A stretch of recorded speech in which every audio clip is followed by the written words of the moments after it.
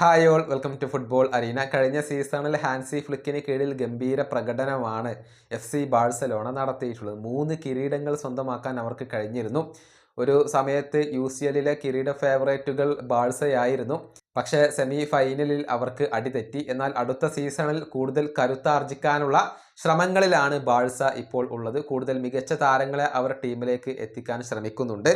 ഏതായാലും പ്രമുഖ സ്പാനിഷ് മാധ്യമമായ സ്പോട്ട് ഇതുമായി ബന്ധപ്പെട്ടുകൊണ്ടുള്ള ഒരു ലൈനപ്പ് പ്രസിദ്ധീകരിച്ചിട്ടുണ്ട്. അതായത് അടുത്ത സീസണിലേക്കുള്ള ഹാൻസി ഫ്ലിക്കിൻ്റെ ഒരു സ്വപ്ന തുല്യമായ ലൈനപ്പ് എന്നാണ് ഇവർ നൽകിയിട്ടുള്ളത്.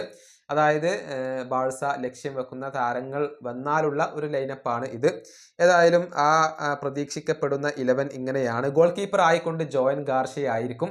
അദ്ദേഹത്തെ സ്വന്തമാക്കാൻ ബാഴ്സക്ക് ഇപ്പോൾ കഴിഞ്ഞിട്ടുണ്ട്. ഇനി അതുപോലെ തന്നെ സെൻറ്റർ ബാക്ക് പൊസിഷനിൽ ഇനീഗോ മാർട്ടിനസും കുബാർസിയും ഉണ്ടാകും. ഇനി വിങ് ബാക്കുമാരായിക്കൊണ്ട് അലജാൻഡ്രോ ബാൾഡെ, ഹൂൾസ് കൂണ്ടെ എന്നിവരായിരിക്കും ഉണ്ടാവുക. ഇനി മധ്യനിരയുടെ കാര്യത്തിലേക്ക് വരുമ്പോൾ പെഡ്രി അവിടെയുണ്ട്, ഡിയോങ് ഉണ്ട്. അതുപോലെ തന്നെ റാഫീഞ്ഞയുടെ റോൾ മധ്യനിരയിലായിരിക്കും. ഒരു നമ്പർ 10 റോളിലായിരിക്കും റാഫീഞ്ഞക്ക് അടുത്ത സീസണിൽ കളിക്കേണ്ടി വരിക. കാരണം നിക്കോ വില്യംസ് ടീമിലേക്ക് എത്തും എന്നാണ് ഇപ്പോൾ പ്രതീക്ഷിക്കപ്പെടുന്നത്. അദ്ദേഹം അവിടെ മുന്നേറ്റ നിരയിൽ ഇടത് വിങ്ങിൽ ഉണ്ടാകും. വലത് വിങ്ങിൽ ലാമിൻ യമാൽ ആയിരിക്കും ഉണ്ടാവുക. സെൻറ്റർ സ്ട്രൈക്കർ റോളിൽ റോബർട്ട് ലെവൻഡോസ്കി ഉണ്ടാകും. ഇങ്ങനെ ശക്തമായ ഒരു നിര തന്നെ അടുത്ത സീസണിൽ FC ബാഴ്സലോണക്ക് ഉണ്ടാകും. അതിന് വേണ്ടത് നിക്കോ വില്യംസ് കൂടി എത്തുക എന്നുള്ളതാണ്. ജോയൻ ഗാർഷ്യയെ ഇതിനോടകം തന്നെ സ്വന്തമാക്കി കഴിഞ്ഞിട്ടുണ്ട്.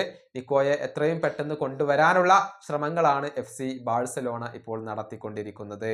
ഈ വീഡിയോയുടെ അവസാനിപ്പിക്കുന്നു. അടുത്ത വീണ്ടും കാണാം.